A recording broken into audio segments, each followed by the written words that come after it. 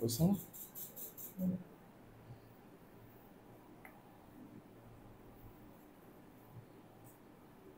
আচ্ছা, হ্যাঁ, ঠিক আছে।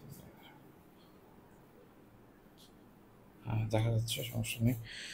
সো মাই স্টুডেন্টস, কি অবস্থা তোমাদের সবার? কেমন আছো তোমরা সবাই? আজকে তো আমাদের উপরে পিকচারটা দেখো যে আমরা আজকে ঢাকা বিশ্ববিদ্যালয়ের প্রিভিয়াস ইয়ার কোশ্চেন সলভ করব। তার সাথে থাকবে আমাদের হচ্ছে অনেক ইম্পর্টেন্ট গাইডলাইন, যে গাইডলাইনগুলো তোমাদের অ্যাডমিশন অনেক বেশি হেল্প করবে। তো যত তাড়াতাড়ি পারো লাইভটা শেয়ার করে দাও তোমাদের বন্ধুদের সাথে, যেহেতু ফ্রি ক্লাস, অনেক গুরুত্বপূর্ণ আলোচনা হবে। তোমরা সবাই তোমাদের বন্ধুদের সাথে লাইভটা শেয়ার করো। আমিও শেয়ার করে দিই।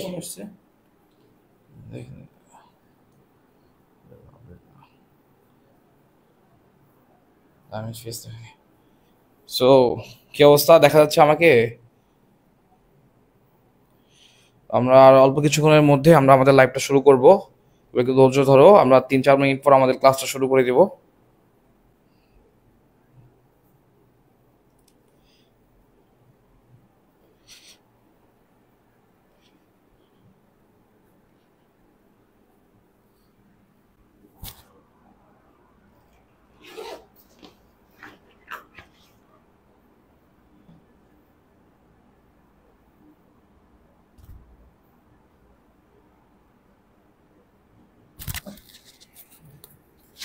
তো জয়েন করো সবাই জলদি জলদি, আমরা হচ্ছে আর অল্প কিছুক্ষণের মধ্যে আমরা লাইভটা আমরা শুরু করে দিব।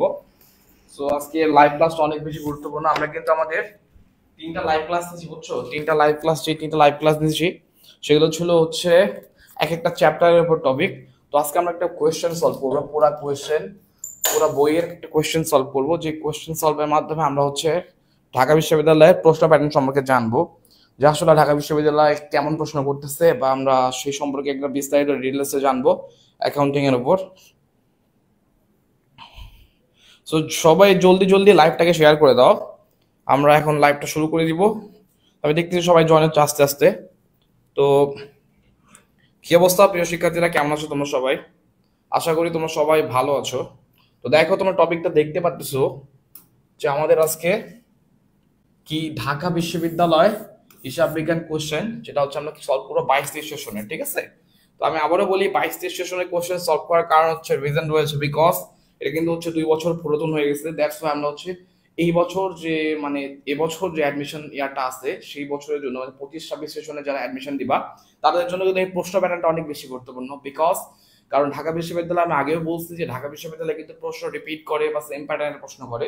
সো এই যে এখান থেকে যে 12টা, আমি জানি যে হিসাব বিজ্ঞানে 12টা এমসিকিউ থাকে ঢাকা বিশ্ববিদ্যালয়ে, 12 মার্ক। সো এই যে চ্যাপ্টার গুলো থেকে অধ্যায়, মানে যে চ্যাপ্টার গুলো থেকে এমসিকিউ আসছে, সেই যে এই 12টা চ্যাপ্টার থেকে কিন্তু আবার ব্যাক টু সেম রিপিট করতে পারে। দ্যাটস আমরা একটু হচ্ছে 22 থেকে একটু পুরাতন প্যাটার্নের প্রশ্ন সলভ করব। তো আমি তোমাদেরকে আরো অনেক গুরুত্বপূর্ণ কথা বলবো, তো জলদি জলদি তোমার লাইভটা শেয়ার করে দাও, আমিও লাইভটা শেয়ার করি, তারপর আমরা ক্লাস শুরু করব, ঠিক আছে?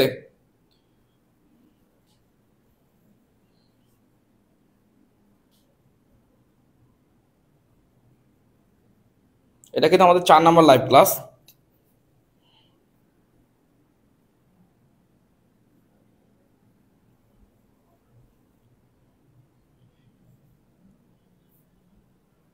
সবাই জয়েন হয়ে যাও জলদি জলদি। আমরা এখন হচ্ছে কত বাজে, এখন হচ্ছে আমাদের 7টা 16 বাজতেছে, আমরা 4 মিনিট পর আমাদের ক্লাস শুরু করবো। তো তখন তোমরা সবাই শেয়ার করো,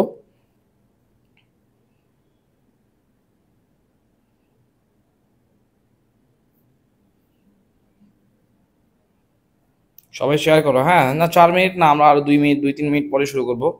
যারা মিস করবে তাদের লস, বুঝছো? ফ্রি ক্লাস, সবাই সুবিধাটা নাও। আমরা বেশিক্ষণ কারোর জন্য ওয়েট করবো না। যাদের কপালে আছে তারাই লাইভটা পাবে, আর যাদের নাই তারা তো পাবে না।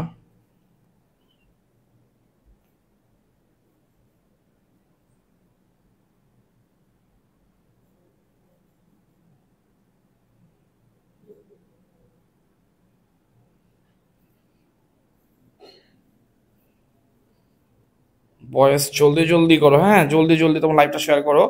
আর হচ্ছে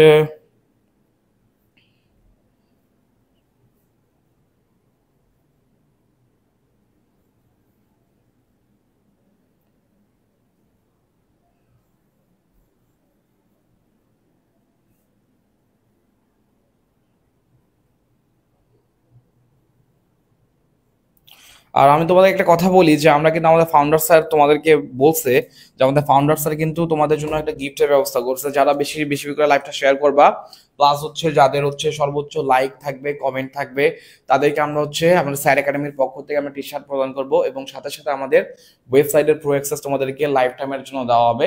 সো এই সুযোগটা মিস করো না। আমি আবারও বলতেছি, স্যার একাডেমি আমরা সবাই জানি যে বাংলাদেশের one of the best biggest platform website, যে ওয়েবসাইটে আমরা হচ্ছে অনেক ইনফরমেশন, আমাদের ওয়েবসাইটটা হিউজ, এবং এই ওয়েবসাইটে তোমাদেরকে প্রো অ্যাক্সেস দেওয়া হবে যারা সবচেয়ে বেশি শেয়ার করবা। এখন দেবো না, বাট আমরা হচ্ছে আমাদের লাইভ ক্লাসগুলো যখন শেষ হবে এক মাস পর তোমাদেরকে টি শার্ট প্রোভাইড করা হবে, প্লাস হচ্ছে কি করা হবে, প্লাস হচ্ছে আমাদের ওয়েবসাইটের ফ্রি অ্যাক্সেস দেওয়া হবে লাইফ টাইমের জন্য, তাও আবার প্রো অ্যাক্সেস। তো বললাম যে এই সুযোগটা তোমরা মিস করো না, বিকজ একবার সুযোগ মিস হয়ে গেলে কিন্তু আর হবে না।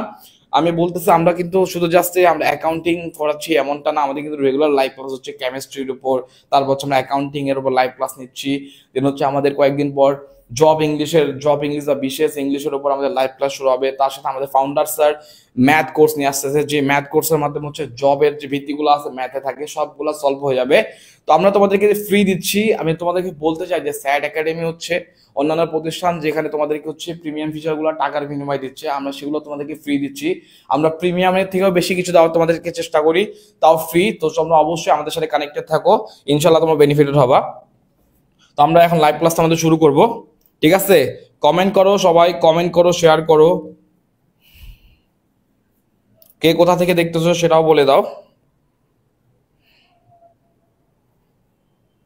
কমেন্ট করো, সবাই কমেন্ট করো। হ্যাঁ, আমি কোথায় কে কোথা থেকে দেখতেছো আমি দেখতে চাই যে আসলে কে আমার ভিডিওটা দেখতেছে, কোন স্টুডেন্ট কোথা থেকে দেখতেছে, এগুলো দেখলে ভালো লাগে, বুঝছো? তো আমরা এখন শুরু করব, আর 1 মিনিট পর আমাদের লাইভ ক্লাসটা শুরু হয়ে যাবে। So be ready guys. আমি আবারও তোমাদেরকে বলতে চাই যে আমরা কিন্তু তোমাদেরকে টি শার্ট প্রোভাইড করব। সো সাথে সাথে আবার হচ্ছে আমাদের একাডেমির আমাদের ওয়েবসাইটের প্রো অ্যাক্সেস দেওয়া হবে তোমাদেরকে। তো অবশ্যই তোমাদের উচিত যে লাইভ ক্লাসও সবার সাথে শেয়ার করা এবং ফ্রি ক্লাসের সবাইকে অপরচুনিটি দেওয়া, ঠিক আছে?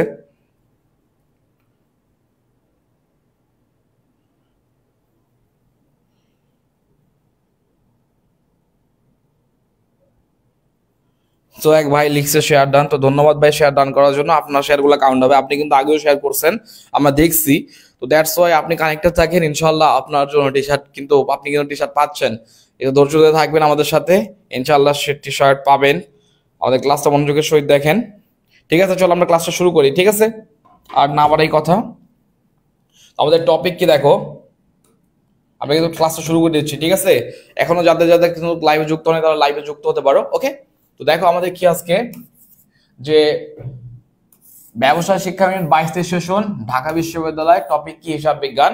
তো প্রথম প্রশ্ন দেখো, প্রশ্নটা খুব মনোযোগের সহিত দেখবা, ঠিক আছে?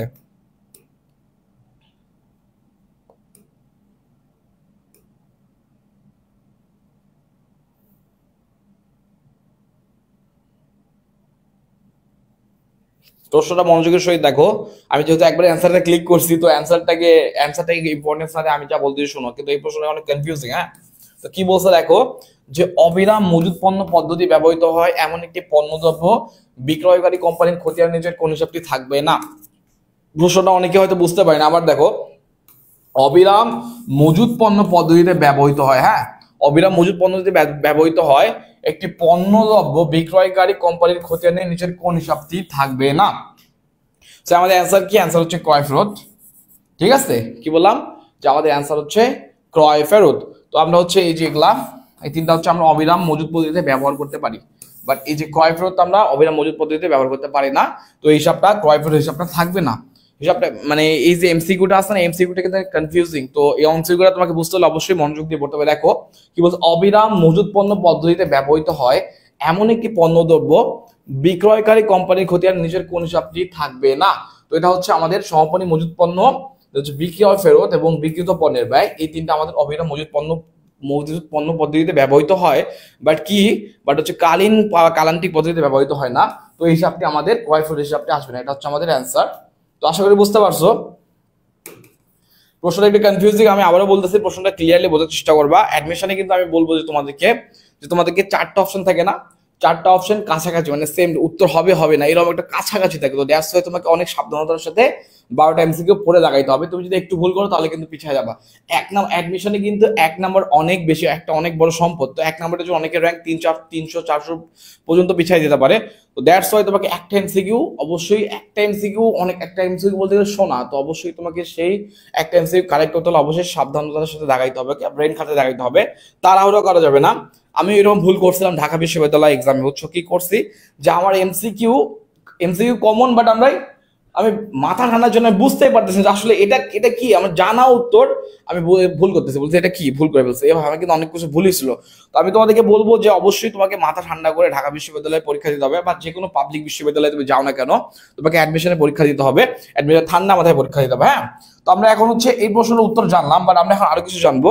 যে দেখো, অবিরাম মজুত পণ্য পদ্ধতি, অবিরাম মজুত পণ্য পদ্ধতি এবং কালীন পদ্ধতিতে ব্যবহার করা হয় কি, তোমাদেরকে বলি। দেখো, বিক্রয় ফেরত, বিক্রয় ফেরত, বিক্রয় বার্তা এবং বহি পরিবহন, যেটাকে আমরা বলতেছি বিক্রয় পরিবহন, এগুলো হচ্ছে অবিরাম মজুত পদ্ধতি এবং কালীন মজুত পদ্ধতি, দুইটাতে ব্যবহার করা হয়। মাথায় থাকবে কি বললাম, কালীন এবং অবিরাম মজুত পদ্ধতি দুইটাতে হচ্ছে কি কি হচ্ছে বিক্রয় ফেরত, বহি পরিবহন এবং হচ্ছে বিক্রয় বার্তা, সবকিছু ব্যবহার করা হয়। ওকে, দুইটা পদ্ধতি ইউজ করা হয়। এবং শুনে যে দেখো যে আমরা কি বলবো যে হচ্ছে অবিরাম পদ্ধতিতে কোনগুলো ব্যবহার, অবিরাম মজুত পণ্য পদ্ধতিতে ব্যবহার করা হচ্ছে কি কি, দেখো তোমাদেরকে বলি। যে হচ্ছে আমরা পারি যে হচ্ছে বিক্রিত পণ্যের ব্যয়, সমপরি মজুত পণ্য বা সমন্বিত ক্রয়, এগুলো হচ্ছে আমাদের অবিরাম মজুত পণ্য পদ্ধতিতে ব্যবহৃত হয়। কি বললাম, যে হচ্ছে বিক্রিত পণ্যের ব্যয়, সমপরি মজুত পণ্য, দেন হচ্ছে সমন্বিত ক্রয়, এটা হচ্ছে আমাদের অবিরাম মজুত পদ্ধতিতে ব্যবহৃত হয়। এবং তবে বলি যে কালীন পদ্ধতিতে আমরা কি ব্যবহার করি, কালীন পদ্ধতিতে আমরা ব্যবহার করি হচ্ছে ক্রয় ফেরত, ক্রয় বার্তা, আন্তঃপরিবহন, আন্তঃপরিবহন, যেটাকে আমরা বলতেছি ক্রয় পরিবহন, এগুলো কিন্তু মাথায় রাখবে। হ্যাঁ, এটা কিন্তু আসে। আমি কিন্তু আমার রেয়ামিলের প্রিভিয়াস ক্লাসে তোমাদেরকে এই টপিকটার উপর অবিরাম মজুত পদ্ধতি এবং কালীন মজুত পদ্ধতি, এই দুটো টপিক সম্পর্কে বিস্তারিত ডিটেলসে স্লাইডের মাধ্যমে আলোচনা করছি ফ্রি লাইভ ক্লাসে। তো ফ্রি লাইভ ক্লাস হচ্ছে live class number 2, sorry live class number কত 3 ছিল। হ্যাঁ, 3-এ কিন্তু আমরা ডিটেলস আলোচনা করছি, সাথে সাথে আমাদের লাইভ ক্লাসে কিন্তু আমাদের পেজে দেওয়া আছে, রেকর্ডেড আছে। তো তোমরা চাইলে পরে কিন্তু সেই ক্লাসে দেখতে পারো। ওকে, আমরা যে 3টা লাইভ ক্লাস নিয়েছি ওখান থেকে তুমি ঢাকা বিশ্ববিদ্যালয়, রাজশাহী বিশ্ববিদ্যালয় কিংবা গুচ্ছ অধিভুক্ত বিশ্ববিদ্যালয় সব জায়গায় তুমি হচ্ছে এমসিকিউ মাস্ট কমন পাচ্ছ। ঢাকা বিশ্ববিদ্যালয় যে 3টা লাইভ ক্লাস আমাদের ফ্রি, ওখান থেকে 2টা মাস্ট পাবা, কোনো মিস হবে না। কিন্তু গুচ্ছতে যাও বা রাজশাহী বিশ্ববিদ্যালয়ে যাও, সেখানে কিন্তু তোমার 3টা লাইভ ক্লাস থেকে 3টা এমসিকিউ 100-100 আসবে। এবং আজকে যে আমরা কোশ্চেনটা সলভ করতেছি 22 সেশনের, এখান থেকে কিন্তু একটা প্রশ্ন হওয়ার সম্ভাবনা অনেক বেশি। ঢাবিতে রিপিট না আসলেও কিন্তু গুচ্ছতে বা তুমি দেখবা যে হচ্ছে রাজশাহী বিশ্ববিদ্যালয়, জাহাঙ্গীরনগর, জগন্নাথ, তাছাড়া যেখানে ব্যবসা শিক্ষা ইউনিট রয়েছে সেখানে কিন্তু এগুলো প্রশ্ন আসার সম্ভাবনা অনেক বেশি। সো মিস করবে না। আমি কিন্তু অনেক কথা বলতেছি, হ্যাঁ, তো এগুলো কথা বলে অত বেশি লাভ নাই। তো এক ভাই বলছে যে আমি নাটক থেকে দেখছি স্যার। হ্যাঁ, অবশ্যই ধন্যবাদ আপনাকে দেখার জন্য। আমরা হচ্ছে আরো আমি বলবো যে তোমরা লাইভটা শেয়ার করো বেশি বেশি করে। আমরা কিন্তু একটা এমসিকিউ কেবল সলভ করছি, 12টা এমসিকিউ সলভ করবো। তো আমরা একটু কথা বলবো বেশি আর হচ্ছে সলভ করবো কম, কেননা হচ্ছে তোমাদের অ্যাডমিশন শুরু হচ্ছে 1 তারিখ থেকেই ম্যাক্সিমাম প্রতিষ্ঠান কিন্তু ক্লাস শুরু করবে। সো তোমাদের এখন প্রয়োজন হচ্ছে একটা প্রপার গাইডলাইন ছাড়া কিন্তু তুমি অ্যাডমিশনে ভালো করতে পারবে না। সো আমি তোমাদেরকে বলবো যে অবশ্যই তোমার যেখানে যেই প্রতিষ্ঠানে আসো না কেন একটা গাইডলাইন নাও, প্রপার গাইডলাইন, তোমাকে কোন সিলেবাস থেকে কিভাবে শুরু করতে হবে, কিভাবে পড়াশোনা করা উচিত, কোন সময় পড়াশোনা করা উচিত, সবগুলো গাইডলাইন তোমরা হচ্ছে এখন থেকে সাজিয়ে নাও। বিকজ 1 তারিখ থেকে কিন্তু আর সময় পাবা না। তোমার হচ্ছে 1 তারিখ থেকে সবাই কিন্তু শুরু করে দিবে, অনেকে এখন থেকে শুরু করছে, বাট আমি তোমাকে বলবো যে তোমরা আগে রেডি হও, যে তোমাকে জানতে হবে তোমাকে কি পড়তে হবে না, একটা রুটিন বানাও প্রপার, কোন সময় পড়বা, কেমন ভাবে পড়বা, কার কাছে গিয়ে গাইডলাইন নেবা, সবকিছু ঠিক করো। আমি আরেকটা কথা বলি, অ্যাডমিশনে তোমাকে একটা কাজ করা লাগবে কি জানো, অ্যাডমিশনে তোমাকে হচ্ছে লাগবে যে একটা মেন্টর লাগবে। তোমার যে মেন্টর তোমাকে সবসময় গাইড করবে যে তোমার কখন পড়া উচিত, কি পড়া উচিত, না পড়া উচিত। তো আমি তোমাদেরকে বলবো যে তোমরা অবশ্যই একটা মেন্টর সিলেক্ট করে রাখবা, যে মেন্টর তোমাকে গাইডলাইন করবে, যে আসলে তোমার যে কোনো প্রবলেম বা সমস্যায় তুমি সেই মেন্টরের কাছে যে পরামর্শ করতে পারো যে ভাইয়া আমি এটা করবো কি না, আমার এটা করা উচিত। বিকজ একটা মেন্টর অ্যাডমিশনে থাকা অনেক বেশি গুরুত্বপূর্ণ।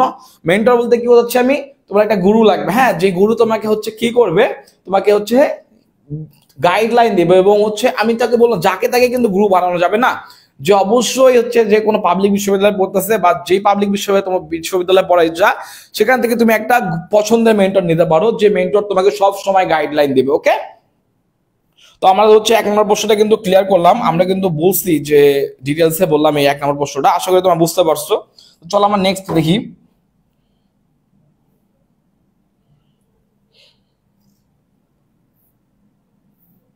ঠিক আছে।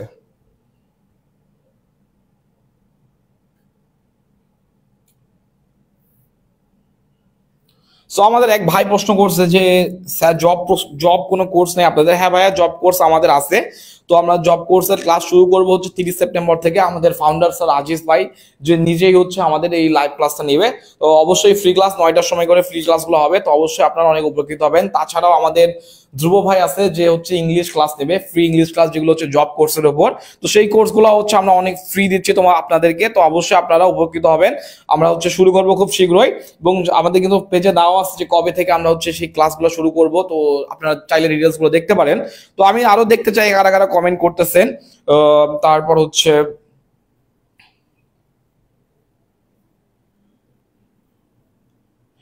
ভাই মোহাম্মদ রুবেল আহমেদ শান্ত ভাই, আপনি আশা করি আপনার উত্তর পাইছেন। আমি কিন্তু আপনার উত্তর দিয়ে দিচ্ছি, আবারও বলতেছি যে আমাদের কিন্তু জব কোর্সের, হ্যাঁ জব কোর্সের ফ্রি লাইভ ক্লাস মানে হচ্ছে ম্যাথ ক্লাস এবং ইংলিশ লাইভ ক্লাস। তো অবশ্যই ফ্রি লাইভ ক্লাস হবে। তো ওটা হচ্ছে 30 সেপ্টেম্বর, সরি 30 সেপ্টেম্বর না, আমাদের হচ্ছে পেজে আপনার চাইলে দেখতে পারেন যে আমাদের পেজে কিন্তু ডিটেলস আছে কবে থেকে আমরা লাইভ ক্লাস শুরু করব। তো আপনি চাইলে সেটা ঘুরে আসতে পারেন, তাহলে বুঝতে পারবেন। ভাই রুবেল ভাই, আপনি কি আপনার উত্তর পাইছেন? তো উত্তর পাইলে আপনি অবশ্যই কমেন্ট করে জানান যে আপনি আমার অ্যান্সার পাইছেন। ওকে, তো আমি আপনার কিন্তু উত্তর দিয়ে দিছি।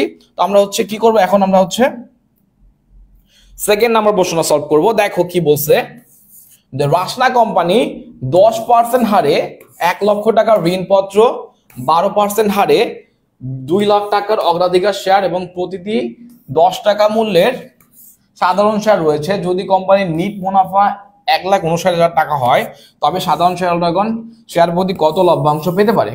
আবার পরে, হ্যাঁ প্রশ্নটা কিন্তু বড়। এই যে 22 সেশনে কিন্তু আমি নিজেও 22 সেশনে এক্সাম দিয়েছি, তো এখানে কিন্তু প্রশ্নটা একটু বড় ছিল।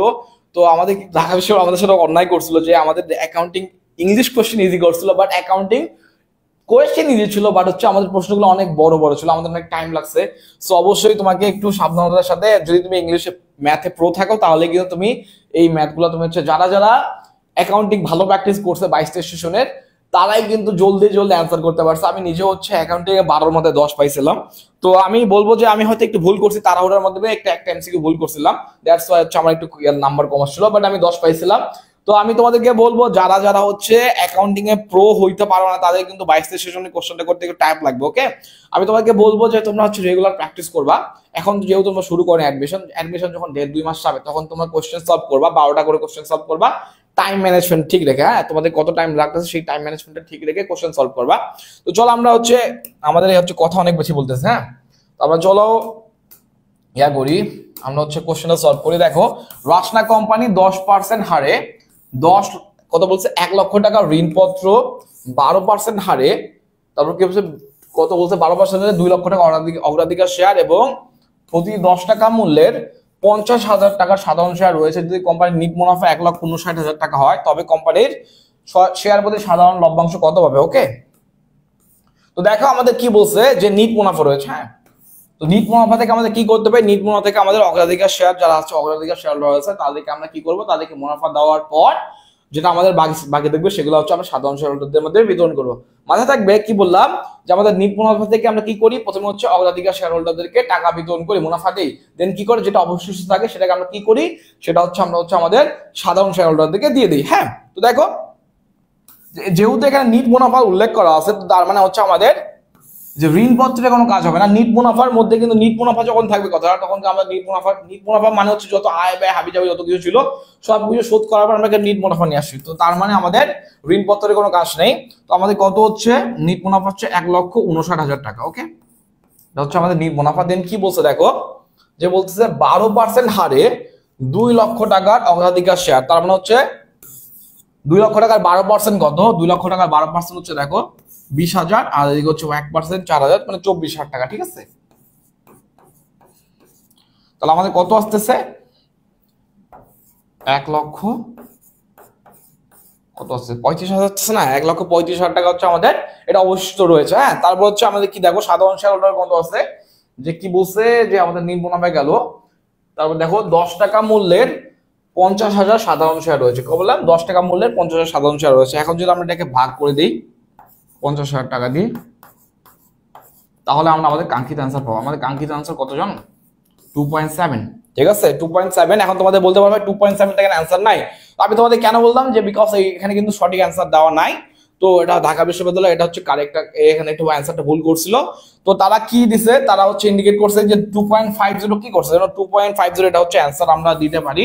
কেননা হচ্ছে তারা নিট মুনাফার সাথে এই যে কি করছে, এটা আছে না আমাদের যে ঋণপত্র 1,00,000 টাকার 10% মানে 10,000 টাকা তারা বাদ দিচ্ছে, বাদ দেওয়ার পর কাজ করছে। মানে এই যে 1,59,000 আছে না, 1,59,000 থেকে প্রথমে হচ্ছে 10,000 বাদ দিচ্ছে, 1,49,000, 1,49,000 থেকে আমাদের কি করছে, 1,49,000 থেকে আমাদের হচ্ছে অগ্রাধিকার শেয়ার বাদ করছে, দেন হচ্ছে কি করছে সাধারণ শেয়ার করে তারা হচ্ছে এই উত্তরটা কাছাকাছি যাচ্ছে। ঠিক আছে, আমি কিন্তু অ্যান্সারটা লিখছিলাম, জানি না উত্তরটা কারেক্ট, আসলে মনে হচ্ছে এটা কারেক্ট হয়েছিল।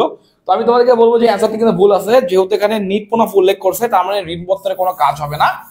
এবং যদি আমরা ঋণপত্রের এখানে কাজ করি তাহলে কিন্তু আমাদের অ্যান্সার 2.50 হবে। তো আশা করি বুঝতে পারছো, এই জন্য কিন্তু এটা অ্যান্সার হচ্ছে না। আমি বলতেছি অ্যান্সার কি 2.7 টাকা। হ্যাঁ, এটা হচ্ছে আমাদের কারেক্ট অ্যান্সার। তো কি বললাম, প্রথমে হচ্ছে নিট মুনাফা, নিট মুনাফা থেকে আমাদের কি করতে হবে, অগ্রাধিকার শেয়ার 12% আছে না, 2 লক্ষ টাকা, ওখান থেকে 12% করে আমাদের কত আসছে 24,000। তারপর আমরা কি পাইলাম, তো এটা ওদেরকে অগ্রাধিকার শেয়ার মুনাফা 24,000 দেওয়ার পর আমাদের অবশ্যই থাকলো 1,35,000 টাকা। তো এই 1,35,000 টাকা আমরা কি করলাম, যে 50,000 সাধারণ শেয়ার আছে না, ওগুলা বিতরণ করে দিলাম। ঠিক আছে, তাহলে আমাদের অ্যান্সার হয়ে যাবে কত, 2.7। আশা করি বুঝতে পারছো। ওকে, তো আমরা হচ্ছে বুঝতে পারছি আশা করি। তো আমি বললাম যে এখানে কিন্তু অ্যান্সার দেওয়া নাই। তো আমরা পরে নেক্সটটা দেখব।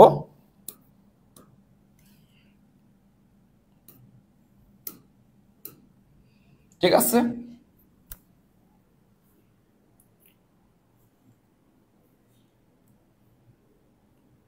তো ধন্যবাদ সবাইকে। আমাদের লাইভে অনেক কমেন্ট চলে আসতেছে। হ্যাঁ, তোমরা তো ডেনিয়াল চাকমা ভাই, হ্যাঁ আলহামদুলিল্লাহ আমি ভালো আছি, তুমি কি ভালো আছো?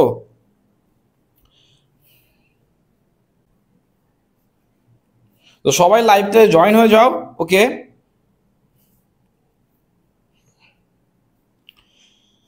লাইভটা শেয়ার করো ড্যানিয়াল, হ্যাঁ তোমার ফ্রেন্ডের সাথে শেয়ার করো, যারা যারা হচ্ছে আমাদের হচ্ছে কি আছে, আমাদের যারা পেজে যুক্ত আছে তাদের সাথে শেয়ার করো, হচ্ছে তারাও উপকৃত হোক।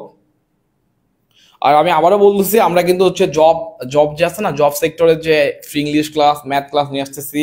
তারপর আমাদের রায়হান ভাই অ্যাডমিশনের কেমিস্ট্রি ক্লাস একদিন পর একদিন লাইভ ক্লাস নিচ্ছে, আমি নিজেও অ্যাকাউন্টিং নিচ্ছি। এরপর আমরা ম্যানেজমেন্ট ক্লাস নিব, মার্কেটিং ক্লাস নিব, ফ্রি একবারে প্রিমিয়াম কোর্সের যেগুলো ফিচার থাকে আমরা সেগুলো তোমাদেরকে ফ্রি দিচ্ছি। তো অবশ্যই তোমাদের সেই সুবিধাগুলো নেওয়া উচিত। তো দেখো আমরা হচ্ছে আমাদের 3 নম্বর প্রশ্ন এখন সলভ করব। কি বলছে দেখো, যে পদ্মা লিমিটেড, আমি আবারও বলতেছি যে 2022-23 সেশনের কোশ্চেনটা কিন্তু অনেক বড় বড় কোশ্চেন। তো এগুলো অনেক স্টুডেন্টের মাথা খারাপ হয়ে গেছিল যে ভাই এত বড় বড় কোশ্চেন করছে কেন। বড় কোশ্চেনের জন্য কিন্তু অনেক স্টুডেন্ট অ্যাকাউন্টে খুব কম নাম্বার পাইছে। তো দ্যাটস ওয়াই আমি তোমাদেরকে বলবো, আমাদের কিন্তু 22 সেশনে কাট মার্ক অনেক কম ছিল। হ্যাঁ, 23-24-এ কিন্তু কাট মার্ক বেশি ছিল, তারপর হচ্ছে 24-25-এ কিন্তু আরো বেশি কাট মার্ক ছিল। বাট আমাদের কাট মার্ক কিন্তু অনেক কম ছিল, বিকজ অ্যাকাউন্টিং এর জন্য কিন্তু অনেক স্টুডেন্ট ধরা গেছিল, কারণ অনেক বড় বড় কোশ্চেন ছিল। দ্যাটস ওয়াই হচ্ছে আমি তোমাদেরকে বলবো যে এই কোশ্চেন গুলো মানে বড় কোশ্চেন আসার সম্ভাবনা খুব কম, বিকজ হচ্ছে একবারই আমাদেরকে ঝালাই করছিল, ভেজাল করছিল আমাদের সময়। বড় কোশ্চেন এখন কম আসে। হ্যাঁ, তো দেখো কি বলছে, এটা ব্যাংক সমন্বয় বিভিন্ন চ্যাপ্টার থেকে আসছে। পদ্মা লিমিটেডের ব্যাংক বইতে ব্যালেন্স ছিল 1,790 টাকা।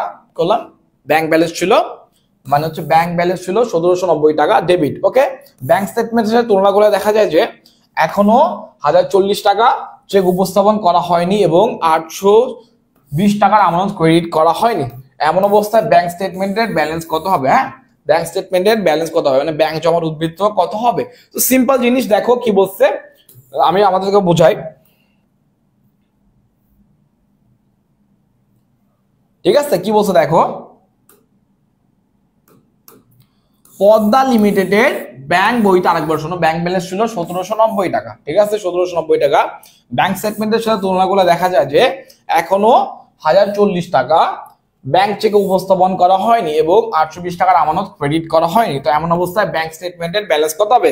তো আমরা যদি দেখা আছে আমাদের ব্যাংক জমার উদ্বৃত্ত কত আছে, ব্যাংক জমার উদ্বৃত্ত কত,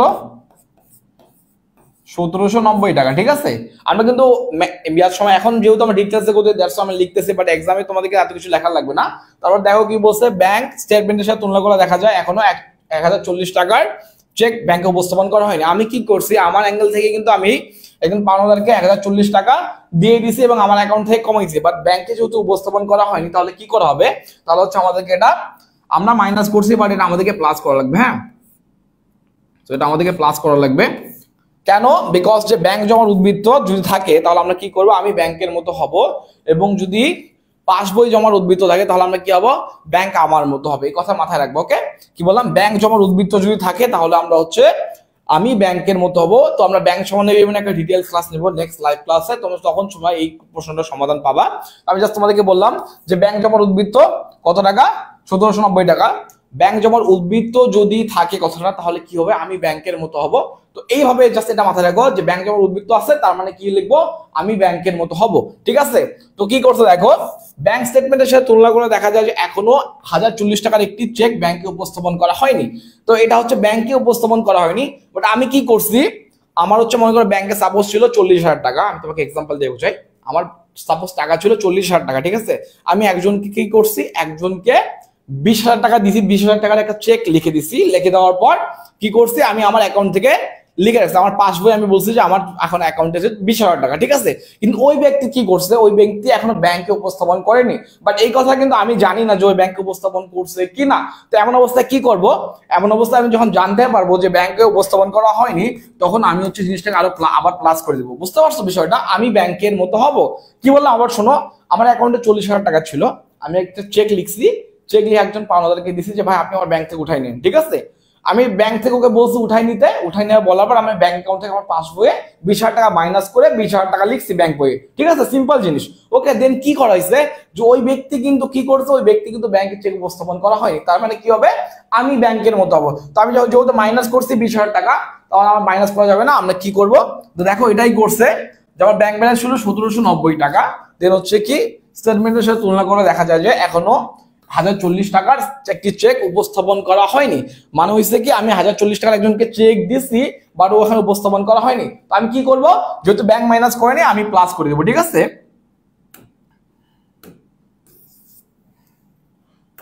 তো যেহেতু ব্যাংক মাইনাস করে নেই, আমি প্লাস করে দিব। তাহলে কত হচ্ছে দেখো, 0 9 হচ্ছে কত, 13 7 সরি 8, আর এদিকে হচ্ছে 2 2830 টাকা। ওকে, তারপর দেখো কি বলছে, যে ব্যাংকে চেক উপস্থাপন করেনি। দেন বলছে 820 টাকার আমানত ক্রেডিট করা হয়নি। 820 টাকার আমানত ক্রেডিট করেনি, মানে আমি 820 টাকা ব্যাংকে জমা দিয়ে আমার অ্যাকাউন্টে প্লাস করছি। কি বললাম, আমি 820 টাকার অ্যাকাউন্টে জমা দিয়ে আমি হচ্ছে কি করছি, ব্যাংকে প্লাস করছি। বাট কি হয়েছে, ব্যাংকে এখনো ক্রেডিট করা হয়নি। তো দ্যাটস আমি কি করতে হবে, আমাকে 820 টাকা মাইনাস করতে হবে। ঠিক আছে, তাহলে আমাদের কত অ্যান্সার আসতেছে, 1020 টাকা। এটা হচ্ছে আমাদের অ্যান্সার। ওকে, তো আশা করি বুঝতে পারছো জিনিসটা কেমনে হচ্ছে। তো এখানে হচ্ছে কি 27 হবে। হ্যাঁ, এটা হচ্ছে যেটা হয়েছে। তো আমি তোমাকে বলি যে আমাদের অ্যান্সার কত, 2010 টাকা। এটা হচ্ছে আমাদের অ্যান্সার। আমাদের প্লাস মাইনাসে বলে দিতে পারে, বাট হচ্ছে এই যে এটা হচ্ছে আমাদের 2010 টাকা। এটা হচ্ছে আমাদের অ্যান্সার। মাথায় থাকবে যে আমি কি বললাম, দেখো যে ব্যাংক জমার উদ্বৃত্ত থাকলে আমি ব্যাংকের মতো হব। তো এখানে দেখো আমি কিন্তু টাকা পেড করছি, বাট ব্যাংকে উপস্থাপন করা নাই। দ্যাটস আমরা কি করছি, এটা প্লাস করছি। এবং দেখো আমি কিন্তু টাকা ব্যাংকে জমা দিয়েছি 820 টাকা, যেহেতু ব্যাংকে প্লাস করা হয়নি, তো দ্যাটস আমাকে মাইনাস করতে হবে, মানে আমি ব্যাংকের মতো হয়েছি। তো আশা করি বুঝতে পারছো। ব্যাংক সম্বন্ধে বিভিন্ন যখন আমরা ডিটেলসে ক্লাস করবো তখন তোমরা বুঝতে পারবা। আবার যখন জানে রাখো যে এটা হচ্ছে আমাদের অ্যান্সার 2010 টাকা। ওকে, তো আমরা এখন নেক্সট প্রশ্ন দেখবো। সো আমাদের নেক্সট প্রশ্নটা কি, তার আগে আমরা হচ্ছে লাইভ চেক করি যে কে কি করতেছে।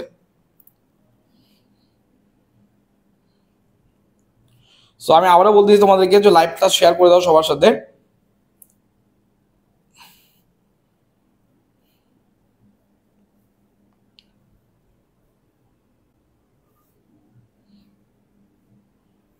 লাইভটা শেয়ার করো, হ্যাঁ সবাই শেয়ার করো।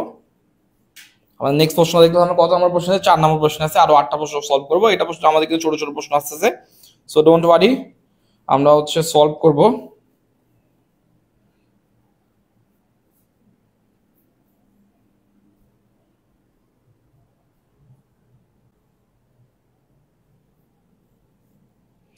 আচ্ছা, ফিনান্সও নিয়ে আসবো, ড্যানিয়েল, সমস্যা নাই।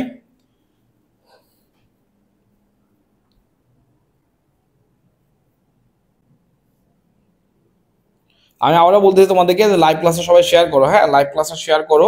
এখনো কিন্তু আমাদের কেবল ক্লাসে আমরা কিন্তু বেশি দূর যাইনি, তো লাইভ ক্লাসটা বেশি বেশি করে শেয়ার করো। এখনো আমি দেখতেছি অডিয়েন্স কিন্তু আমাদের কম, সো হচ্ছে লাইভ ক্লাসে বেশি বেশি করে শেয়ার করো। ঠিক আছে, আমরা কিন্তু আর বেশি ইয়া করবো না। এখন যদি আমরা ক্লাসের এতক্ষণ আমরা স্লো স্লো কাজ করতেছিলাম, বাট একটু এখন কিন্তু আমরা পাস করবো। তো সবাই হচ্ছে ইয়া করো, লাইভটা শেয়ার করো, ক্লাস কেমন লাগতেছে জানাও, ঠিক আছে।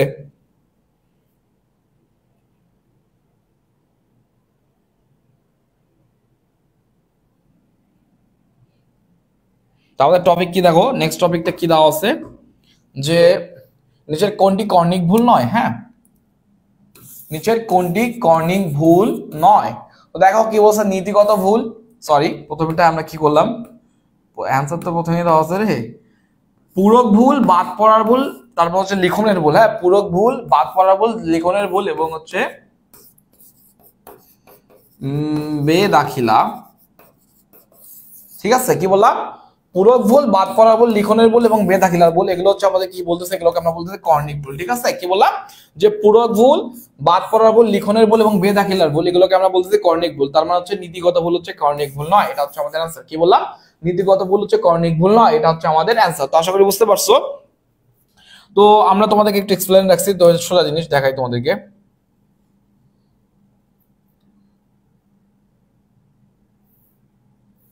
দেখো জিনিসটা কি বলছে, যে আমি যেগুলো বললাম আর কি সোজা, যেসব ভুল রেয়া মিলে ধরা পড়ে না সেই ভুলগুলোকে হিসাব বিজ্ঞানে দুই ভাগে ভাগ করেছে সনাতন হিসাবে। একটা হচ্ছে নীতিগত ভুল এবং কর্ণিক ভুল।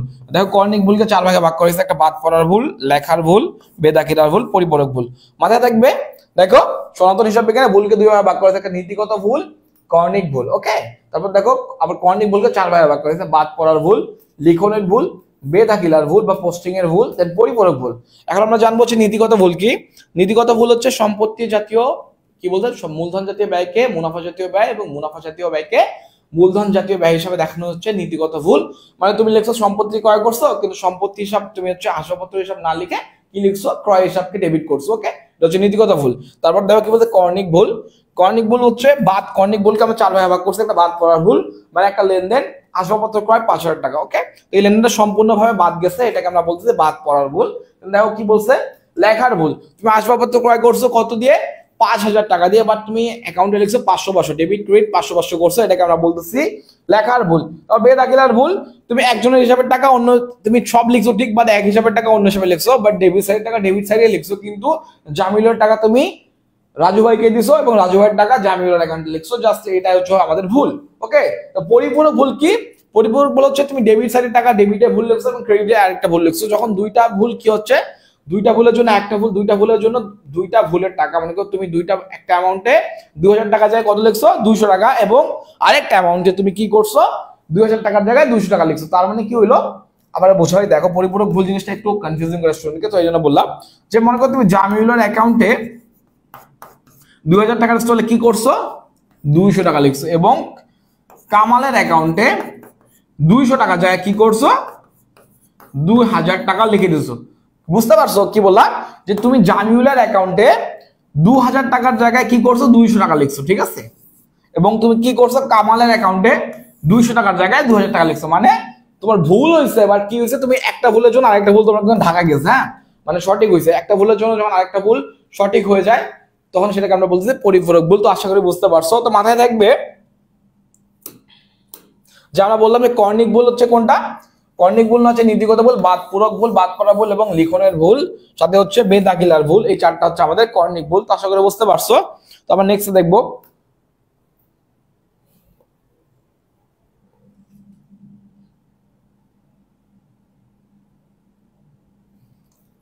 দেখো এটা একটু একটু কনফিউজিং প্রশ্ন। সো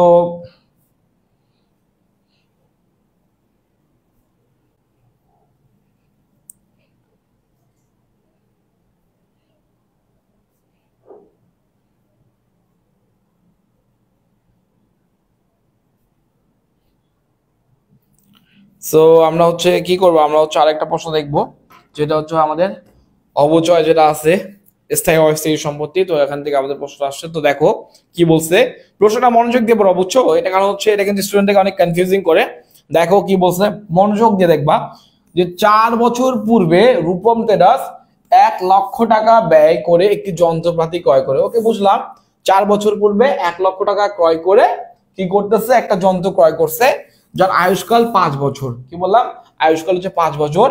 ভগ্নাবশেষ মূল্য হচ্ছে কি করছে 5,000 টাকা অনুমান করছে, দেন কি বলছে এটিকে সরলরৈখিক পদ্ধতিতে অবচয় ধার্য করা হয়। ওকে, তো বিক্রয় করা হয়েছে সম্পত্তিটাই কত 4,000 টাকায় বিক্রয় করা হয়েছে, তাহলে এই বিক্রয় থেকে কত টাকার লাভ বা ক্ষতি হবে? ওকে, সিম্পল জিনিস। তো আমি তোমাদেরকে অ্যান্সারটা পরে দেখাবো, অ্যান্সার মানে হচ্ছে ডিটেইলসে পরে দেখাচ্ছি। আমি শর্টকাট করে তোমার এমসিকিউ কিভাবে করবে দেখো। 1 লক্ষ টাকার কি করছে ক্রয় মূল্য করছে, ক্রয় মূল্য মানে ভগ্নাবশেষ মূল্য আমাদের কত 5,000 টাকা, ঠিক আছে। এখন কথা হচ্ছে তুমি এখানে ভাগ 4 দিয়ে করবে না 5 দিয়ে করবে? অবশ্যই দেখো ভগ্নাবশেষ মূল্য যেহেতু কি বলতে 5 বছর পর আয়ুষ্কাল 5 বছর, 5 বছর আয়ুষ্কাল এবং ভগ্নাবশেষ মূল্য 5,000 টাকা, তার মানে হচ্ছে আমাদেরকে 5 দিয়ে ভাগ করতে হবে, ঠিক আছে, বছর 5। ওকে, আরো বলতেছে কেন বছর 5 আর 4 এর মধ্যে কনফিউজিং আসছে আমি বুঝাই। দেখো 4 বছর পূর্বে মানে হচ্ছে আয়ুষ্কাল শেষ হওয়ার আগেই যন্ত্রপাতিটা বিক্রি করা হয়েছে, বাট যন্ত্র আয়ুষ্কাল কত 5 বছর। সো এটা মাথায় রাখবা যে 4-5 এর মধ্যে স্টুডেন্টরা কিন্তু কনফিউজিং হয়ে যায়, তো কনফিউজ হলে চলবে না। তো দেখো কি বলছে 1 লক্ষ থেকে আমরা 5,000 টাকা বাদ দিলে আমাদের কত আছে 95,000। 95 থেকে আমি যদি 5 ভাগ করি তাহলে আমাদের 5 দিয়ে ভাগ করি তাহলে আমাদের হচ্ছে 19,000 টাকা। হ্যাঁ, বুঝতে পারছো? তো এটা হচ্ছে আমাদের 19,000 টাকা আমাদের হচ্ছে কি বললাম বার্ষিক অবচয়, এটা হচ্ছে আমাদের 19,000 টাকা হচ্ছে বার্ষিক অবচয়। এখন কথা হচ্ছে যে আমরা 4 বছর যে করছি, তো আমরা কি ভাগ এখন 19 বছর আমরা পুঞ্জীভূত অবচয় যন্ত্রটা আমরা বিক্রি করছি কত 4 বছরে, তাহলে আমাদের পুঞ্জীভূত অবচয় কত বছর হবে 4 বছরে। তো আমরা 19 কে যখন 4 দিয়ে গুণ করব, 19 গুণন 4 তাহলে কত আসতেছে 1 2 3 কত হচ্ছে 4 লং 36 আর এদিকে হচ্ছে 4 একে 4 76,000 টাকা, ঠিক আছে। তো আমাদের অপুঞ্জীভূত অবচয় হচ্ছে 76,000 টাকা। ডোন্ট ওয়ারি, আমি হচ্ছে আমাদের এক্সপ্লেন এখানে রাখছি, আমি এক্সপ্লেনেশনটা তোমাদেরকে সুন্দর করে দেখাবো। আমি জাস্ট তোমাদেরকে সিম্পল ভাবে কেমনে করবো ওটা দেখাচ্ছি। হ্যাঁ, আমাদের পুঞ্জীভূত অবচয় আসছে 76,000 টাকা।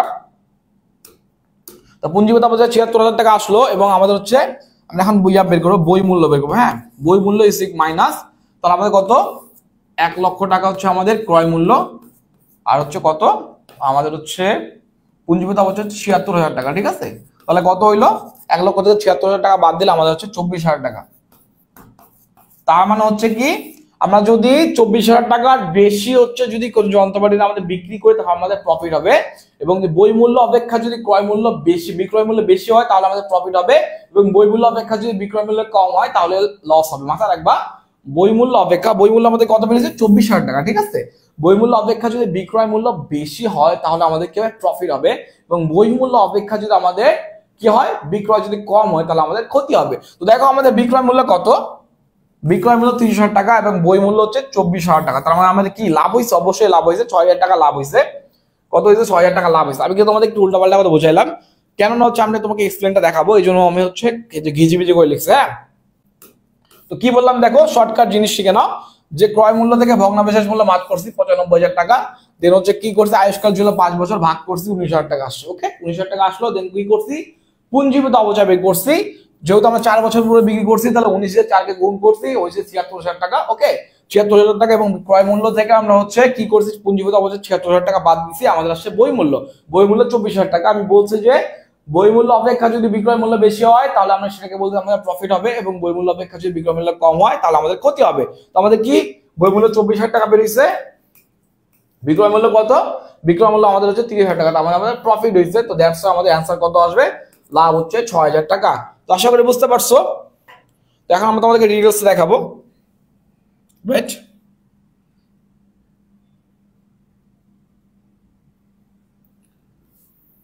দেখো হ্যাঁ, এই যে আমার ডিটেইলস আছে, ম্যাথটা পুরো ডিটেইলস আছে, কি বলছে দেখো,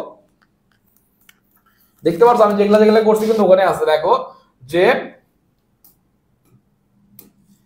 দেখো স্থায়ী সম্পত্তি বিক্রয় দিন বই মূল্য হচ্ছে বিক্রয় মূল্য বেশি হলে লাভ হয়, এবং বিক্রয় মূল্য হচ্ছে ক্ষতি হলে তাহলে বিক্রয় মূল্য হচ্ছে বই মূল্য কম হলে ক্ষতি হয়। হ্যাঁ, যেগুলো বলছি তোমার বার্ষিক অবচয় দেখো অবচয়যোগ্য মূল্য আয়ুষ্কাল, ক্রয় মূল্য আমাদের কত ছিল, ক্রয় মূল্য 1 লক্ষ টাকা ছিল, ভগ্নাবশেষ মূল্য ছিল 5,000 টাকা, আয়ুষ্কাল কত 5 বছর 19,000 টাকা আসে। হ্যাঁ, তারপর হচ্ছে ক্রয় দিন থেকে আজ পর্যন্ত 4 বছরের অবচয়, পুঞ্জীভূত অবচয় কত আসছে 19 গুণন 4 76,000 টাকা। ওকে, দেন কি বলছে বই মূল্য কি ক্রয় মূল্য মাইনাস পুঞ্জীভূত অবচয়, ক্রয় মূল্য অবচয় কত ছিল, ক্রয় মূল্য কত ছিল 1 লক্ষ টাকা, পুঞ্জীভূত অবচয় কত ছিল 76,000 মানে হচ্ছে 24,000 টাকা, বিক্রয় মূল্য কত দেওয়া আছে 30,000 টাকা, অর্থাৎ বই মূল্যের তুলনায় বিক্রয় মূল্য বেশি, দ্যাটস আমাদের কি হইছে প্রফিট হইছে। হ্যাঁ, দেখো 30 মাইনাস হচ্ছে এখানে 24, তাহলে আমাদের 6,000 টাকা প্রফিট হইছে।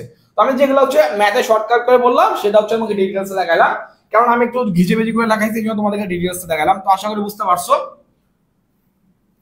আমরা কিন্তু কঠিন করে কোনো কিছু বোঝাই না তোমাদেরকে, হ্যাঁ আমরা চাই সবসময় চেষ্টা করি সহজ করে তোমাদেরকে বোঝানোর জন্য। তো দ্যাটস ওয়াই আমি তোমাদেরকে বুঝাইলাম যে হচ্ছে প্রথমে ম্যাথ করে বুঝাইলাম, দেন হচ্ছে শর্ট করে বুঝাইলাম। তো শর্ট করে কেন বুঝাইলাম, বিকজ হচ্ছে তোমাকে এমসিকিউ কিন্তু এত সময় পাবা না, যে তোমাকে হচ্ছে অনেক ডিটেলসে আলোচনা করে এভাবে ম্যাথ করে সময় পাবা না। তো অবশ্যই তোমাকে এভাবে লাইভগুলো সলভ করা লাগবে, এভাবে প্র্যাকটিস করা লাগবে, শর্ট শর্ট করে শর্ট যত পারো শর্ট করে সলভ করো, ওকে।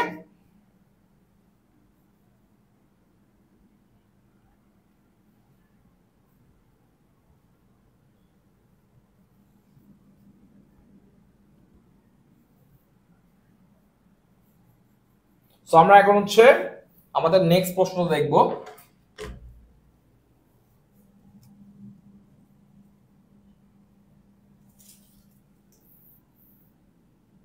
নেক্সট প্রশ্ন কি বলছে দেখো, সরি এটা হচ্ছে আরেকটু উপরে দেওয়া লাগবে, এটা একটা বড় প্রশ্ন। বড় প্রশ্ন তো আমরা হচ্ছে আচ্ছা আমরা এটা হচ্ছে এখানে সলভ করে নিই, তারপর হচ্ছে দেখবো নি।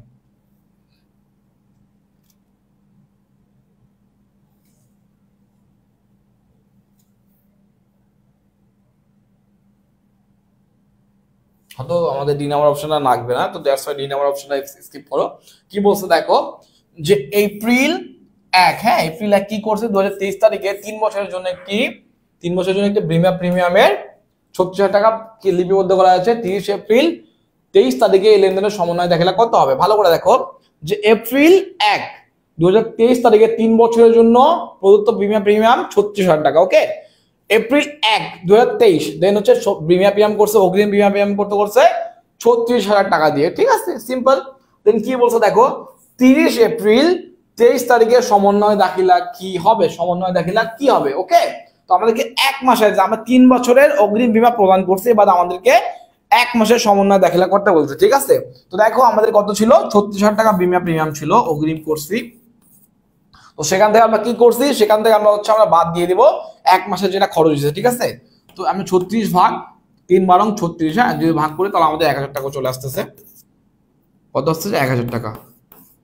তো আমাদের বিমা খরচ কত হয়েছে, আমাদের বিমা হচ্ছে 1,000 টাকা খরচ হয়ে গেছে।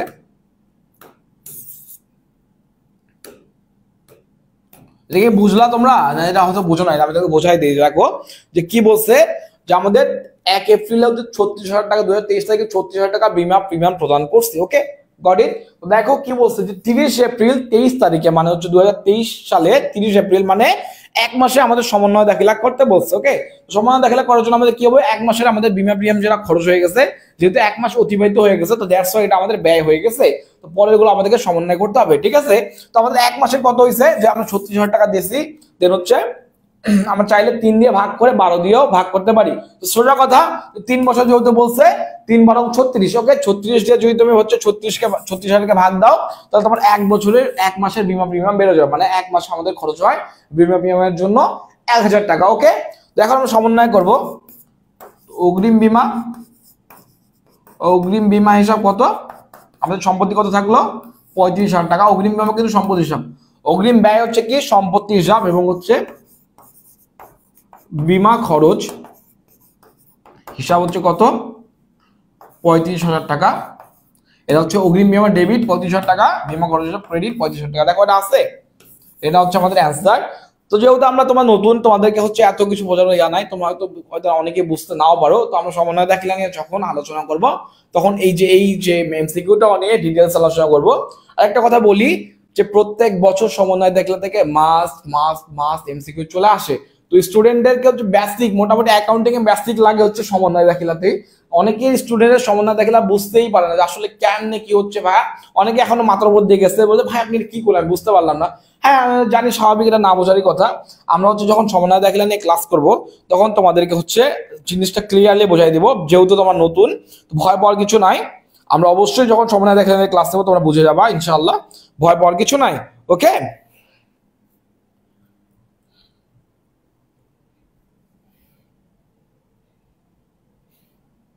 তো আমরা হচ্ছে শুরু করবো আরো একটা, দেখো একটা পার্ট নিয়ে আলোচনা করব, কি করবো দেখো।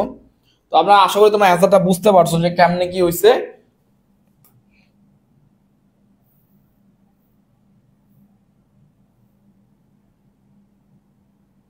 চলো আমরা আরেকটা দেখি কি বলছে। এই যে এই যে প্রশ্ন দেখতেছো না, এটা ভাই 10 বছর আসছে। হ্যাঁ, ঢাকা বিশ্ববিদ্যালয় কি করছে, 6 থেকে 7 বার রিপিট মারছে। কত সালে যে আমার মনে নেই এক্সাক্ট মনে নেই, বাট 10 বার রিপিট করছে, 10 বার এই প্রশ্ন রিপিট করছে। হ্যাঁ, কি বলছে দেখো, বাজেয়াপ্ত শেয়ার পুনর্বিক্রয়ের পর, বাজেয়াপ্ত শেয়ার পুনর্বিক্রয়ের পর শেয়ার বাজেয়াপ্তকরণ হিসাবে কোন হিসাবে দেখানো হয়। ঠিক আছে, তোমাদের উত্তরটা দেখাই দিই, মূলধন সঞ্চিত হিসাবে। হ্যাঁ, কি বলছে দেখো,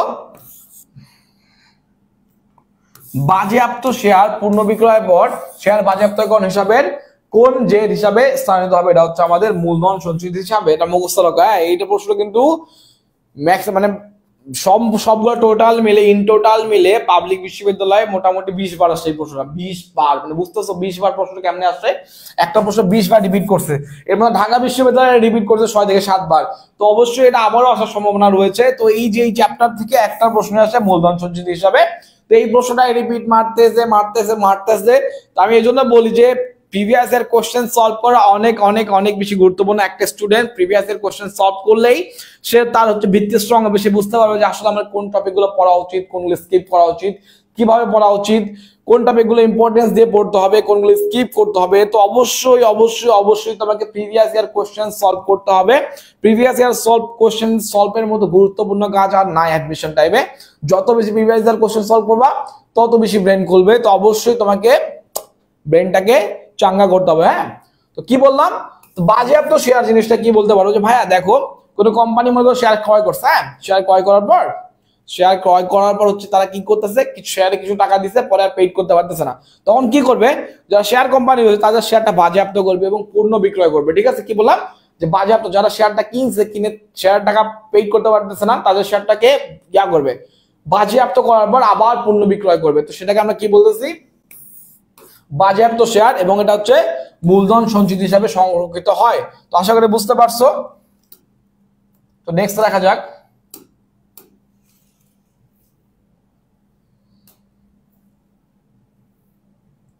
এই প্রশ্নটা একটু বড় আছে, তো আমরা হচ্ছে এটাকে শর্ট করে করবো। দেখো কি বলছে, আমি কিন্তু তোমাদেরকে বলি না, এমনি বলি না যে 22 সেশনে এত বড় বড় এমসিকিউ দিচ্ছে যে মাথা খারাপ করে দিচ্ছে, একবারে মাথা খারাপ করে দেয়। তো দ্যাটস ওয়াই আমাদেরকে একটু কিন্তু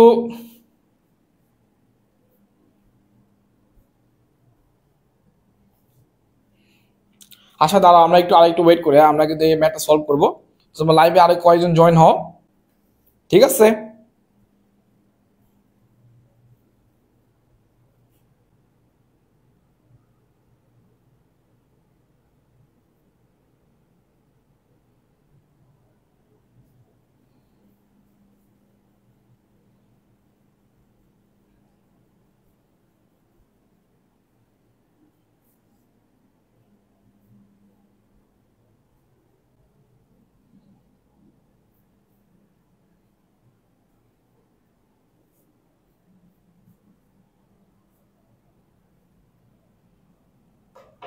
সো দেখো এটা প্রশ্নটা কি বলছে, যে সানফর কোম্পানি 2022 সালে 1,86,000 টাকা নিট আয় প্রকাশ করে এবং সাধারণ শেয়ারের উপর 26,000 টাকা লভ্যাংশ প্রদান করে। কোম্পানিটির 6%, 26,000 টাকা লভ্যাংশ প্রদান করে কোম্পানির 6%, 100 টাকা অভিহিত মূল্যের আরো 10,000 টাকার অপুঞ্জীভূত অগ্রাধিকার শেয়ার রয়েছে এবং অগ্রাধিকার শেয়ারের উপর 60,000 টাকা লভ্যাংশ প্রদান করছে। হ্যাঁ, লভ্যাংশ প্রদান করছে এবং শেয়ার হোল্ডার গণের ইকুইটি 2022 সালের জানুয়ারিতে 1,20,000 টাকা এবং 31 ডিসেম্বর কত করছে, যে 1,60,000 টাকা ছিল 22 সালে কোম্পানির সাধারণ শেয়ারের ইকুইটি উপার্জন হার কত হবে। তো আমি তোমাকে সোজা কথা বলি, যখন এরকম প্রশ্ন দেখবে না অ্যাডমিশনে, এই যে এরকম করবা, কাটে দিবা, খাতায় কাটবা না, বাট এগুলো স্কিপ করবা।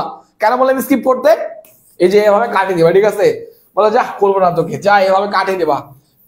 কেন কেটে দিবা আমি তোমাকে বলি, বিকজ এইগুলো প্রশ্ন হচ্ছে টাইম খাওয়ার প্রশ্ন। ঢাকা বিশ্ববিদ্যালয়ে তোমাকে এই প্রশ্নটা সলভ করা খুব একটা কঠিন না, আমি সলভ করে তোমাকে এখন দেখাবো। বাট কেন বলতেছি, বিকজ এটা হচ্ছে তোমার মাথা, তোমার টাইম নষ্ট করার ম্যাথ। দেখো আমি পড়ছি, আমার নিজের পড়তে পড়তে বিরক্ত লাগতেছে এই প্রশ্নগুলা। তুমি এই প্রশ্ন সলভ করতে গেলে তুমি যতক্ষণ এই প্রশ্ন সলভ করবা তার ঠিক তত সময় তুমি 5 থেকে 6টা এমসিকিউ সলভ করতে পারো। তো অবশ্যই তোমাকে এরকম একটা বড় প্রশ্ন দেখলে আমি আবারও বলতেছি, এই যে কাটে দিবা, খেলবা। আমি যেমন খেলতেছি না এখন, ভালো লাগতেছে না খেলতেছি, এভাবে তোমরাও খেলবা, হ্যাঁ, এই যে বোর্ডের সাথে খেলাধুলা করবা। তো খাতায় কিন্তু কাটবা না, আমি তো সেখানে মজা করতেছি এই জন্যই। তো আমরা প্রশ্নটা সলভ করবো, এখনই সলভ করবো। বাট তোমাকে বললাম, আমি আবারও সাবধান করে দিয়ে চাই যে তুমি 1 নাম্বার পাইতে গিয়ে 10 নাম্বার হারাইও না। আমি একটু আগে বলছি ভাই, আপনি তো বললেন যে 1 নাম্বার অনেক শোনা, হ্যাঁ 1 নাম্বার অনেক ইম্পর্টেন্ট, বাট কথা হচ্ছে নাম্বারটা তুমি কিভাবে পাচ্ছ সেটা ইম্পর্টেন্ট। দেখো এই যে এই প্রশ্ন যারা যে স্টুডেন্টরা সলভ করতে গেছে তারা কি বললাম, তারা কিন্তু ধরা গেছে। বিকজ এই প্রশ্নগুলো তুমি যতক্ষণ সলভ করবা তার ততক্ষণে তুমি ঠিক 5 থেকে 6টা এমসিকিউ সলভ করতে পারবে। তো অবশ্যই এগুলো প্রশ্ন, বড় প্রশ্ন দেখলে আগে স্কিপ করবা, দেন সব দাগানো শেষ, সব কিউ শেষ হইলো। শেষ হওয়ার পর যখন দেখো তোমার কাছে সময় আছে, দেন তুমি এগুলোতে মাথা ঘামাইতে পারো, ঠিক আছে? আগেই যাবা না, আগেই দৌড় মানে বলো আমি ম্যাথ পারি, আমি ম্যাথের বস, আমি আজকে এটাকে শেষ করেই তারপর ছাড়বো, এদিকে দিতে যাবা একদম কি বলবো, বুঝছো? তো এরকম করে ধরা খেয়ে যাবো। তো অবশ্যই তোমাকে এগুলা কাজ করা যাবে না। বড় এমসিকিউ দেখলে ওটাকে সাইডে রাখবা, যে না ঠিক আছে আমি পারবো, বাট আমি এটাকে পরে একটু সময় দেবো, আগে হচ্ছে ছোটগুলো সলভ করি, দেন আমরা বড়টাকে সলভ করবো। ওকে, তো আশা করি বুঝতে পারছো, একটু হয়তো বেয়াদবি করছে, সরি। তো চলো আমরা দেখি কি বলছে। দেখো আমাদের প্রথম, আমি শর্ট করে প্রশ্ন সলভ করি। কি বলছে? সানপাওয়ার কোম্পানি 22 সালে 1,86,000 টাকা নির্ধারণ প্রকাশ করছে, ঠিক আছে? সোজা কথা, তাহলে নির্ধারণ কত? 1,86,000 টাকা। বহুত ভেজাল আমাকে, বুঝছো? 1,86,000 টাকা, ঠিক আছে? দেন কি বলছে দেখো, অগ্রাধিকার শেয়ার লভ্যাংশ কত আমাদের? অগ্রাধিকার শেয়ার লভ্যাংশ হচ্ছে 60,000 টাকা। আমি আমার সূত্রটা একটু পর বলতেছি, হ্যাঁ আমরা আগে ম্যাথটা করি, তারপর দেখো কি বলছে। তারপর বলছে দেখো, শেয়ার হোল্ডার এখন ইকুইটি 2022 সনের 1 জানুয়ারিতে 12 লাখ টাকা এবং 31 ডিসেম্বর 12 সনে কত ছিল? 1,60,000 টাকা। তার মানে গড় শেয়ার হোল্ডারদের সত্ত্ব, হ্যাঁ, তো গড় শেয়ার হোল্ডারদের সত্ত্ব কত? 12 লাখ প্লাস হচ্ছে কত, তারপর হচ্ছে এটা হচ্ছে আমাদের, এবার করলে আমাদের অ্যান্সার চলে আসবে কত জানো? 9%, বা হচ্ছে এটা হচ্ছে আমাদের অ্যান্সার, ঠিক আছে? আমার অ্যান্সারটা মুখস্থ আছে, আমি লিখে দিলাম, তোমরা ক্যালকুলেশন করবে। হ্যাঁ, তো দেখো আমি বুঝে দেই যে 60,000 থেকে 86,000 টাকা কত আসছে, 60,000 টাকা বাদ দিলে আমাদের কত আসতেছে? 1,26,000 টাকা। এবং হচ্ছে কত আসতেছে এখানে দেখো, এখানে হচ্ছে 24, এখানে কত আসতেছে? 28 লাখ থেকে 2 ভাগ দিলে হবে 24 লাখ। হ্যাঁ, 24 লাখ থেকে কত? 1,26,000 টাকা ভাগ করলে আমাদের আসবে 9%, যেটাকে আমরা 0.09%, যেটাকে আমরা 9% করতেছি। তো আশা করি বুঝতে পারছো। এখন আমরা সূত্রটা বলি, যে দেখো কি বলছে, ইকুইটির উপর উপার্জন হার কত হবে? ইকুইটির উপর উপার্জন হার সূত্র হচ্ছে কি? নিট মুনাফা মাইনাস অগ্রাধিকার শেয়ার লভ্যাংশ, নিট মুনাফা মাইনাস অগ্রাধিকার শেয়ার লভ্যাংশ ডিভাইডেড বাই গড় শেয়ার হোল্ডারদের শর্ত। হ্যাঁ, গড় শেয়ার হোল্ডারদের শর্ত কি? দেখো 1 তারিখ এটা কত বলছে? 22 সন, এবং হচ্ছে 31 ডিসেম্বর 22 সন। হ্যাঁ, দুইটা প্লাস করে ভাগ করলে গড় তো আমরা জানি, দুইটা প্লাস করে ভাগ ডিভাইডেড বাই 2, তো গড় হইলো। দেন হচ্ছে আমরা এটাকে ভাগ করছি, আশা করি বুঝতে পারছো। আরেকবার বলি যে নিট মুনাফা মাইনাস, দেখো নিট মুনাফা কত? 1,86,000 মাইনাস হচ্ছে অগ্রাধিকার শেয়ার লভ্যাংশ, অগ্রাধিকার শেয়ার লভ্যাংশ কত ছিল? 60,000 টাকা। ওকে, তারপর হচ্ছে গড় শেয়ার হোল্ডারদের শর্ত। তো দেখো 22 সালে গড় শেয়ার হোল্ডারদের শর্ত কি কত ছিল? জানুয়ারিতে 12 লাখ, 31 ডিসেম্বর 16 লাখ, দুইটা টোটাল করে 2 দিয়ে ভাগ করলাম, 24 লাখ আসছে। হ্যাঁ, 24 লাখ, 1,26,000, 24 লাখ ডিভাইড করলে হচ্ছে আমাদের কত? 0.09। আশা করি বুঝতে পারছো। যদি আমরা 100 দিয়ে গুণ করি তাহলে আমাদের এটা আসছে আমাদের অ্যান্সার 9%। তো আশা করি বুঝতে পারছো, এটাই হচ্ছে কথা। আমি আবারও বলতেছি, এই প্রশ্ন বাহাদুরি করে আগে সলভ করতে যাবা না, তাহলেই কিন্তু বুঝে নাও ধরা পড়ে যাবা। তো অবশ্যই তোমাকে এই প্রশ্নটা স্কিপ করার চিন্তা ভাবনা করতে হবে শুরুতে। ওকে, আশা করি বুঝতে পারছো। তো আমরা নেক্সটটা দেখবো। হ্যাঁ,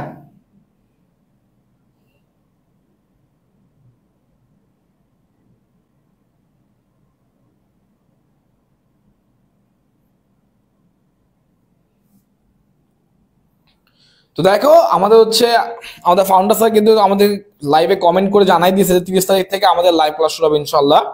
যেখানে হচ্ছে জব কোর্সে আমরা হচ্ছে ইংলিশ এবং ম্যাথ নিয়ে আমাদের স্পেশাল কিছু ক্লাস থাকবে, যেগুলো হচ্ছে প্রিমিয়ামের থেকেও বেস্ট, আমরা হচ্ছে ফ্রি সেগুলোকে দিব। তো অবশ্যই আপনারা অনেক বেশি উপকৃত হবেন, যারা জব প্রত্যাশী আসেন তারা অবশ্যই লাইভ ক্লাসগুলো করবেন, ইনশাআল্লাহ আপনারা অনেক বেশি বেনিফিট হবেন। তাছাড়া আমি আবারও বলতে চাই যে হচ্ছে কি, আমরা হচ্ছে যারা বেশি বেশি শেয়ার করতেছে আমাদের লাইভগুলোকে এবং যারা কমেন্ট করবে বেশি বেশি, আমরা তাদের মধ্যে কিছু সংখ্যক মানুষকে সিলেক্ট করে আমরা তাদেরকে আমাদের সাইড একাডেমি টি শার্ট প্রদান করব এবং সাথে সাথে আমাদের ওয়েবসাইটে লাইফ টাইম ফ্রি অ্যাক্সেস দিব, যেটা আপনাদের অনেক হেল্প করবে। আপনার একাডেমিকে বলে, আপনি একাডেমিক স্টুডেন্ট থাকেন বা জব প্রস্তুতির ক্ষেত্রে বলেন বা হচ্ছে আইটি সেক্টরে, আমাদের ওয়েবসাইটটা আপনারা একবার ভিজিট করে দেখতে পারেন যে আমরা কত বড় হিউজ ওয়েবসাইট নিয়ে কাজ করি। আমি এমনি বলি না আমরা যে আমরা হচ্ছি বাংলাদেশের one of the biggest website platform. আমাদের সাইড একাডেমি হচ্ছে বাংলাদেশের সবচেয়ে বড় প্ল্যাটফর্ম, ঠিক আছে? তো অবশ্যই তোমাদের হচ্ছে জিনিসটা বোঝা উচিত যে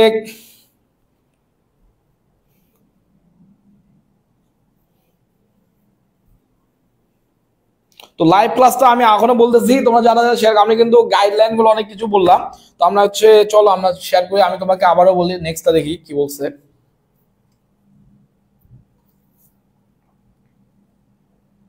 তো দেখো আরেকটা প্রশ্ন চলে আসছে, ম্যাথ, খালি ম্যাথ ম্যাথ ম্যাথ ম্যাথ, বুঝছো? এই চ্যাপ্টার এই সেশনের স্টুডেন্টরা হচ্ছে কি বলবো যে কপাল পোড়া, এত বড় বড় ম্যাথ দিচ্ছে। যদিও আমি পারছি, আমিও কিন্তু তোমাদেরকে একটা কথা বলি, দুঃখের কথা বলি, আমি কিন্তু এই যে ম্যাথটা সলভ করতে গিয়ে কিন্তু আমি নিজেও ধরা পড়ছি। হ্যাঁ, ম্যাথে ভালো নাম্বার পাইছি, বাট কি করছি জানো? আমি ইংলিশে সময় পাইনি, ইংলিশে 5 থেকে 6 মিনিট পাইছি। এই জন্য তোমাদেরকে বলো ভাইয়া, বেশি পাকনামি করতে যাবা না, অ্যাডমিশন টাইমে বেশি পাকনামি করতে যাবে তো ধরা করে যাবা। আমি নিজেও হচ্ছে নিজেও লস পাইছি যে হচ্ছে এই ম্যাথ গুলো সলভ করতেছে। আমি তো বলছি আমি তো ম্যাথ পারি, আমি তো ম্যাথের বস, আমাকে কে ঠেকায়? আমি র্যাপ বই শেষ করে দিয়েছি 6 থেকে 7 বার, আমি সব ম্যাথ পারবো। এই যে 10 পাইছি, বাট কথা হচ্ছে কি ইংলিশে নাইমে পাইনি, ইংলিশে বের করে গেছি, কেমন হয়ে গেল বলো তো? বিকজ এই জন্য তোমাকে বলবো যে হচ্ছে আমি আমার পার্সোনাল এক্সপিরিয়েন্স থেকে বলতেছি, বেশি বাহাদুরি করতে যাবা না। তুমি যখন দেখবা যে ম্যাথ বড় আছে, তখন ম্যাথ গুলো একটু সাইড করবা, ছোট ছোট গুলো সলভ করবা।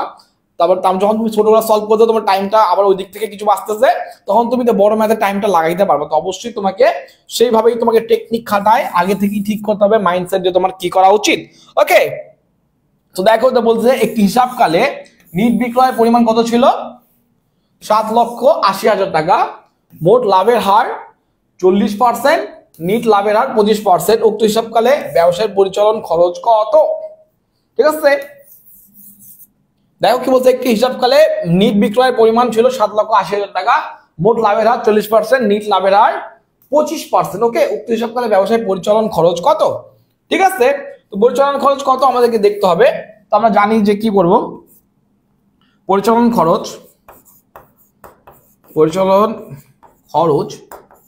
ইকুয়াল কি বলো,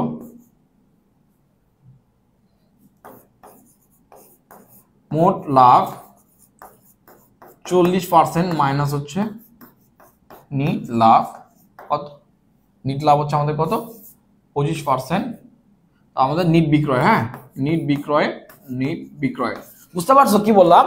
যে আমাদের হচ্ছে পরিচালন খরচ বের করতে হলে আমাদের কি করতে হবে, মোট লাভ থেকে আমরা নিট লাভ যদি বের করে দেই তাহলে কিন্তু আমাদের পরিচালন খরচ বের হবে। যেহেতু আমাদের লাভের হার দেওয়া আছে, তো আমরা লাভের হারটাই লিখলাম যে আমাদের পরিচালন খরচ ইকুয়াল মোট লাভ 40% এবং নিট লাভ মাইনাস 40%, দুইটা হচ্ছে আমাদের নিট বিক্রয়ের উপর বের করতে হবে। হ্যাঁ, তাহলে আমরা কত পাইলাম?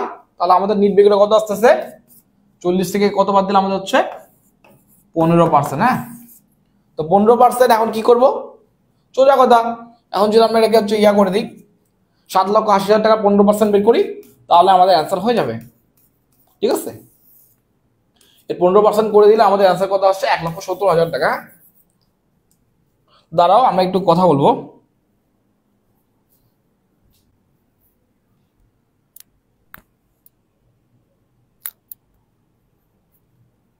হ্যালো হ্যালো হ্যালো, হুম,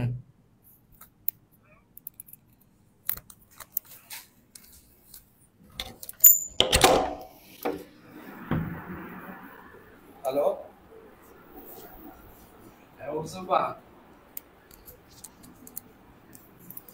আরে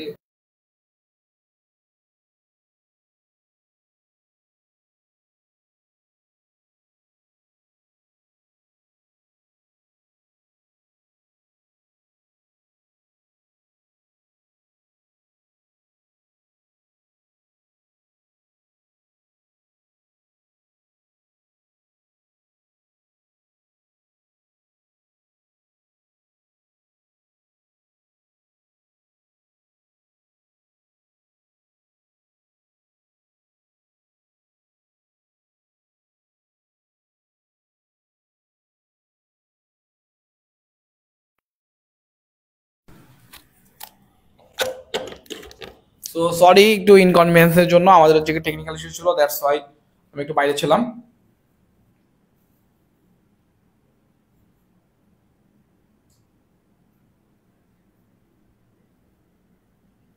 তো আমাদের দেখো প্রশ্নটা কি বলছে, তো আশা করি প্রশ্নটা তোমরা বুঝতে পারছো যে কি বলছে। তো আমরা প্রশ্নটা আরেকবার সলভ করব, ঠিক আছে?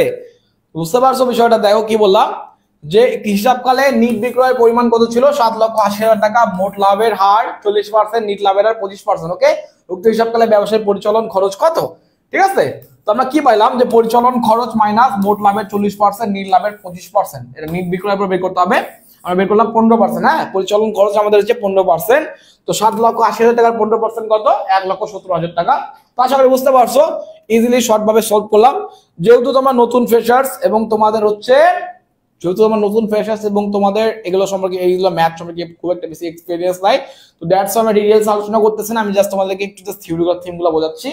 আমরা হচ্ছে আমাদের যখন আমরা এই চ্যাপ্টারগুলোতে ম্যাথ করব, তখন আমরা ডিটেইলস এগুলো নিয়ে আলোচনা করব। ওকে, তো চলো নেক্সটটা দেখি।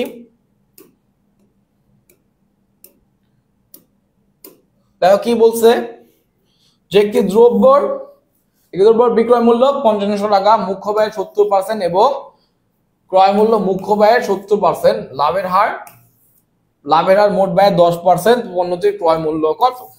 ঠিক আছে, প্রশ্নটা আরেকবার দেখো যে কি বলছে। একটি দ্রব্যের বিক্রয় মূল্য 5500 টাকা, মানে 5500 টাকা, মুখ্য ব্যয় মোট ব্যয়ের 70%। কি বললাম? মুখ্য ব্যয় মোট ব্যয় 70% এবং ক্রয় মূল্য হলো কি?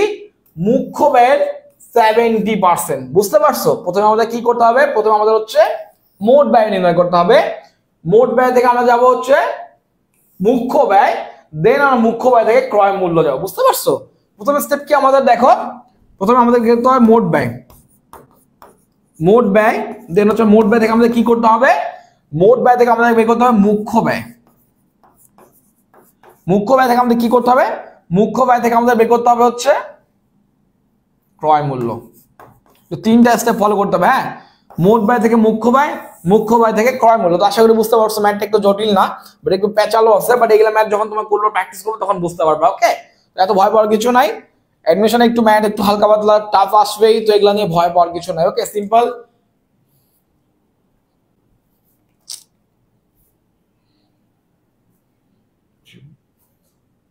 দাঁড়াও, আমরা আরেকটু ওয়েট করো।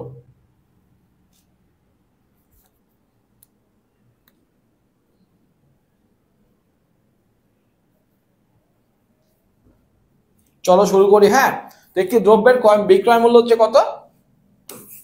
5500 টাকা। তো আমরা প্রথমে হচ্ছে, দাঁড়াও তোমাকে একটা বইয়ে দেখাই, জিনিসটা শেখাই দিই। হ্যাঁ, তাহলে তো বুঝতে পারবা জিনিসটা কেমন কি আছে,